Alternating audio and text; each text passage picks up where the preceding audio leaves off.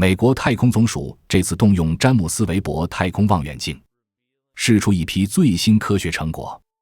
等於把看不見的暗物質那張隱形藍圖照得更清楚，呈現出迄今最細緻、最能看出它如何牽动宇宙結構的一張代表性地圖之一。科学家不是去看見暗物質本身，而是去讀懂重力如何把遙遠星系的光線折彎、拉扯、扭曲。透過这些光的变形，他们如今能以前所未有的清晰度追蹤那套塑造星系团、宇宙絲狀結構，乃至整個大尺度宇宙的無形骨架究竟長什麼樣。這項發現等於替我們打開一個新角度，我們不只是在看宇宙現在長得什麼樣，而是在回頭理解它在數十億年漫長歲月裡如何一步一步搭出今天這張宏大的結構網，又如何持續演化到此刻。在本影片中，我們將用最直觀、最像看故事的方式，帶你一步步看懂暗物質雖然看不見，卻如何像鋼筋骨架一樣撐起整個宇宙的形狀與秩序。好，現在就讓我們從這張看不見的宇宙骨架開始，一起把暗物質的線索一段段串起來吧。科學家運用 NASA 韋伯望遠鏡所取得的大量數據，抓住重力透鏡這個關鍵現象，把暗物質的存在一層層重建出來，並因此做出了一張在細節密度上堪稱史上最清楚、最精細之一的暗物質分布地圖。研究人員很清楚，暗物質不會發光，想直接拍到它幾乎不可能，所以他們改用更聰明的方法，測量那些龐大卻不可見的重力結構如何把時空壓彎、扭曲，進而把遙遠星系的光線拐個彎、變個形，最後才以不同的路徑抵達地球。而這些光線的變形與扭曲，本質上就像一組重力指紋或引力訊號。科學家只要把它們拆解、比對，就能推論出暗物質一定藏在哪些位置，以什麼形態分布，才会造成眼前這種扭曲。韋伯望遠鏡的靈敏度高到驚人，讓天文學家得以在 Cosmos 巡天區域裡分析數量多得超乎想象的星系影像與形狀變化，於是累積出一份比過去任何觀測都更密集、更細緻也更精準的數據集，像是把像素密度一下子拉滿。過去哈勃望遠鏡加上地面望遠鏡已經讓我們知道暗物質大概遍布宇宙，分布很廣，但這次韋伯望遠鏡把解析度再往上推一大截，竟然拆出了更細的層次，不只看到濃縮的團塊、拉長的絲狀結構，還看見那些把星系團彼此綁在一起的引力連結，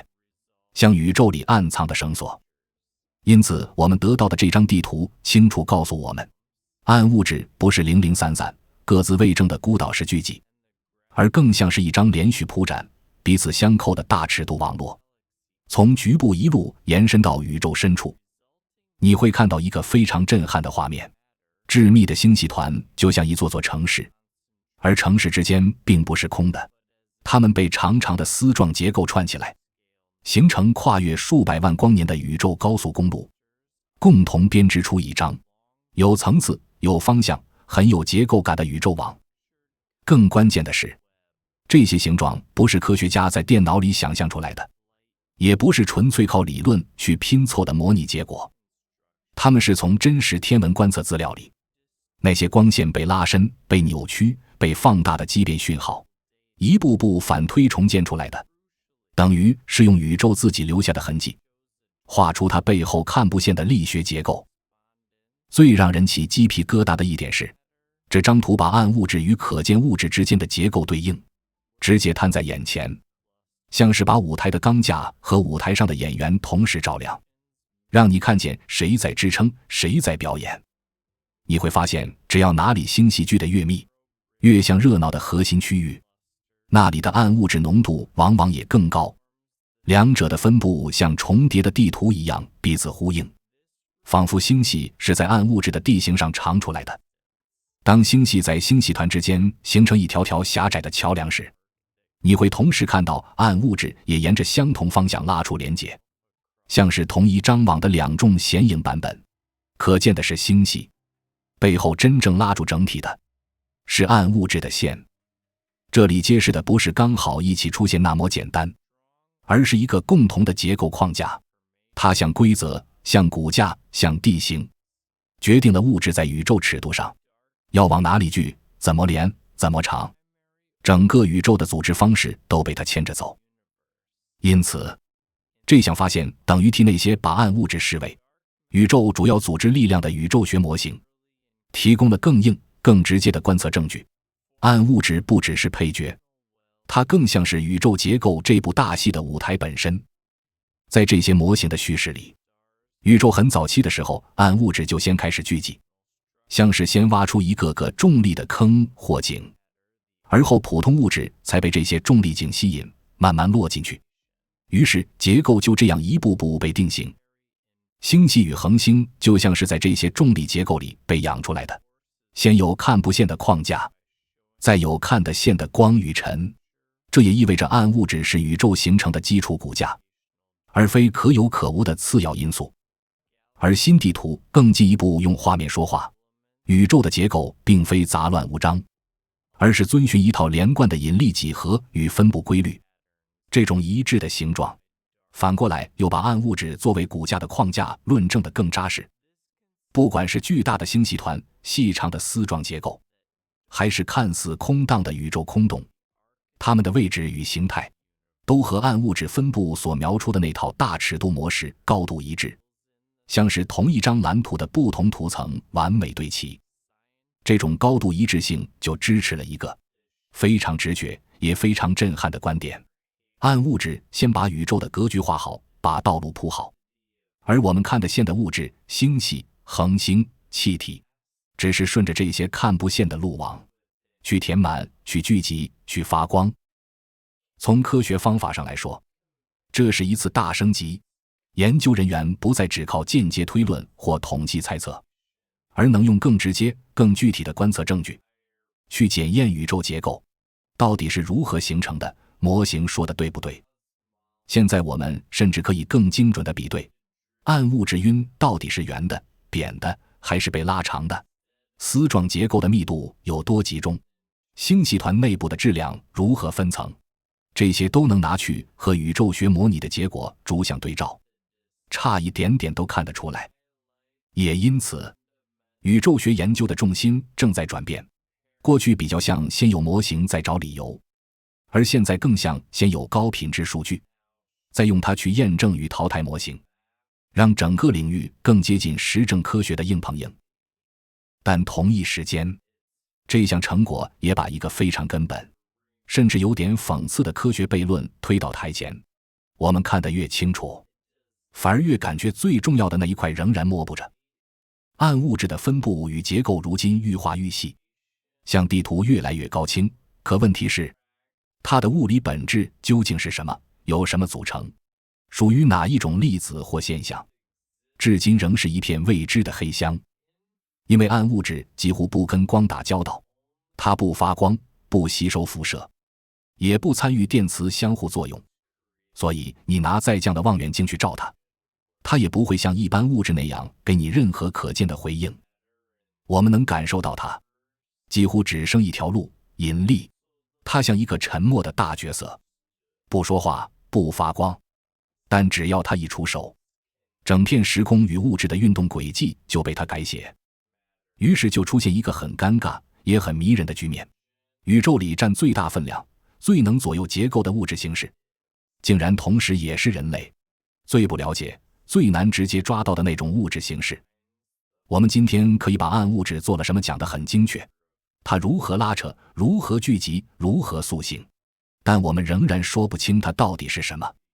就像知道有人在背後操控舞台，卻始終看不到那個人的臉。而作用清楚、身份不明的這條分界線，正好畫出了現代宇宙學最前沿、最刺激的戰場。我們已經摸到輪廓，卻還差臨門一腳才能揭開本體。也就是說，暗物質的結構像照片正在顯影，線條越來越明白，但它的實質成分仍像藏在黑暗裡的主角，始終不肯走到聚光燈下。這些高解析度地圖的價值不只在好看，它們會直接改變科學家建模與模擬的方式。星系怎麼形成，物質怎麼流動，宇宙怎麼長大，現在都有更真實、更細的參考依據可用。透過這些資料，我們能更清楚解釋為什麼某些區域特別容易誕生星系，星系团又是如何像滾雪球一樣越長越大，而物質在數十億年裡究竟是如何沿着那張大尺度引力網絡慢慢匯流、堆積、塑形。這些都不再只是想象，而是能被更直接地描繪出来。而這項成果并不是孤立的一次亮相，它還会直接接上接下來一連串太空任務的節奏，像是把下一階段的大門先打開，讓後續任務知道該往哪裡看，該怎麼量。接下來 NASA 的南希罗曼太空望遠鏡將把视野放得更大更廣，去繪制更大片天空裡的暗物質分布，